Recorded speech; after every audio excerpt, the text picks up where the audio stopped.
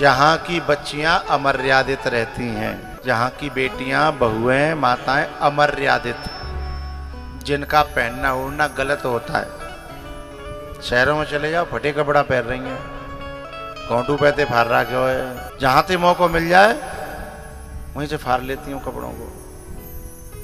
अब इनसे पूछोगे जो फाड़ का ही रहा क्या है, फैशन है बाबा, फैशन है।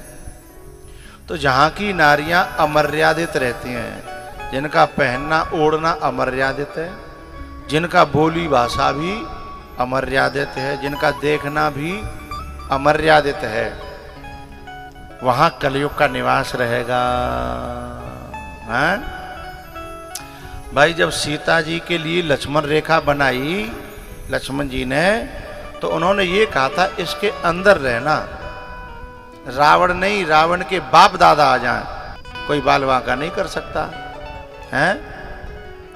लेकिन जो मर्यादा की उस रेखा को उल्लंघन करेगी, बाय तो फिर लंका में राक्षसन के बीच में पिटनो पड़ेगो, मरनो पड़ेगो, रोमनो पड़ेगो, है ना। तो सीता जी ने लक्ष्मण जी के मना करने पर भी उस मर्यादा का उल्लंघन किया है। सीता जी ने उस समय उल्लंघन किया तो 10 महीना राक्षसों के बीच में रोए रोए के जैसे तैसे बच के आई। लेकिन बा जमाने में तो बची हुई आई, लेकिन जा जमाने में तो 38 टुकड़े हो जाते हैं और फ्रीज में रख जाते हैं कि यहाँ परी रहे, तेने बहुत नंगो नाचो है ना, मेरी भाषा को समझ रहे हो ना। 38 टुकड़े हो जाते हैं।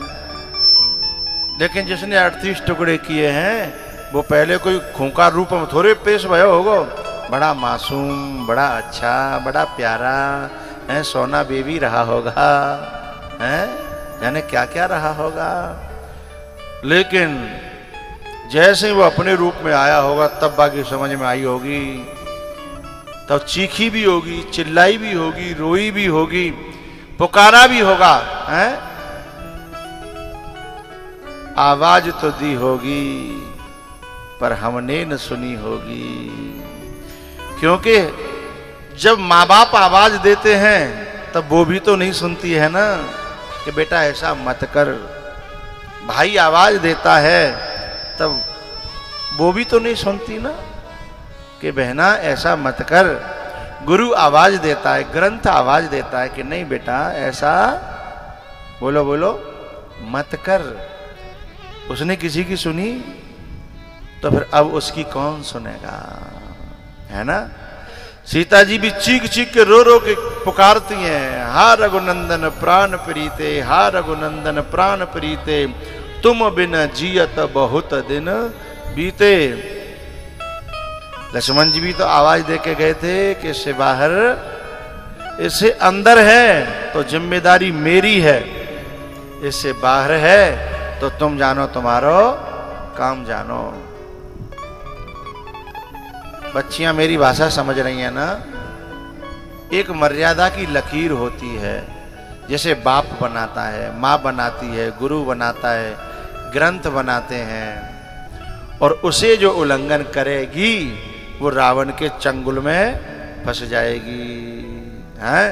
लेकिन अब के रावण में और बा रावण में न फर्क हो, हैं। वो रावण थोड़ा बहुत समझदार था, थोड़ा बहुत मानता था, ग्रंथों की बात भी मानता था वो, हैं। उसने कहा कि एक बार बिलोक मम ओरा, तब अनुचरी करूं पन मोरा।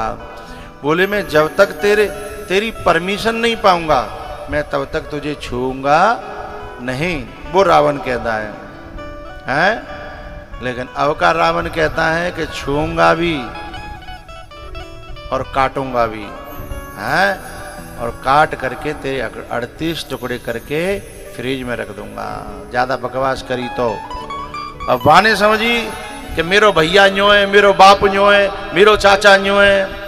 लेकिन तू भैयाओं का त्याग तो पहले ही कर आई, बाप का त्याग तो पहले ही कर आई है। अब वहां तक तेरी आवाज पहुंचने वाली नहीं है। हैं? तो जहां की बच्चियां, माताएं, बहनें अमर्यादित रहती हैं, सीमाओं का उल्लंघन करती हैं, वहां भी कलयुग रहता है। तीसरी जगह, तीसरी तो ये हो गई ना, पहली ताश, दूसरी नशा, तीसरी जहां माताएं अमर्यादित रहती। चौथी जगह है जहां का व्यक्ति अपने स्वार्थ के लिए किसी हद तक गुजरने को तैयार है, अपना काम बनता और भाड़ में जाओ जनता। ऐसी प्रवृत्ति जहां जिस गांव के लोगों में आ जाएगी, जिस गांव के लोगों में ऐसी प्रवृत्ति आ जाएगी, उस गांव में तो कलयुग नंगा नाच करेगा। क्योंकि नेक नेक बात पे स्वार्थ में बाधा आई तो लड़ाई शुरू। फिर बागाम में केस चलेंगे, कचहरी होंगी, कोर्ट बनेंगे, कोर्ट में जाना पड़ेगा, हैं? तो कलयुग जो है पैसा भी बर्बाद होगा, समय भी बर्बाद होगा, और आप सही में होगा, हैं? चचेरे भाई न में होगो, ततेरे भाई न में होगो, हैं? कलयुग का नंगा नाच, जहां स्वार्थी व्यक्ति बहुत ज्यादा मात्रा में हो जाएंगे, फिर वो स्वार्थ देखेंगे। यदि उनके 1000 रुपए के लिए दूसरे का 10,000 का नुकसान हो रहा है तो स्वार्थी देखेगा नहीं। बोले भैया मैं अपने 1000 का नुकसान कैसे कर लूंगा? बोले भैया मेरा 10,000 करोड़ है, जा मुझे क्या लेना देना। ऐसे व्यक्ति जहां ज्यादा हो जाएंगे वहां भी कलयुग का निवास होगा।